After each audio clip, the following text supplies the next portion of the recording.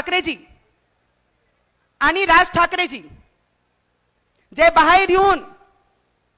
जे स्वतःची राजकीय पोळी शेकण्याकरिता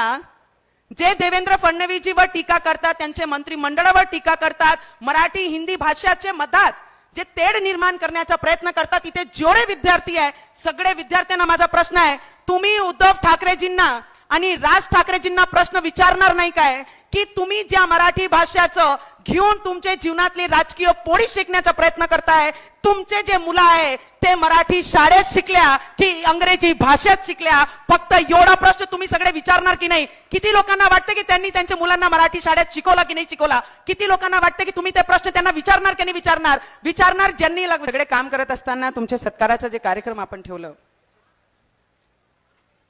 तुमचे सत्काराचे कार्यक्रम जे ठेवला, जे पेरेंट्स इथे उपस्थित झाले, बरेचसे आजी आजोबाई सुद्धा इथे आलेले आहे,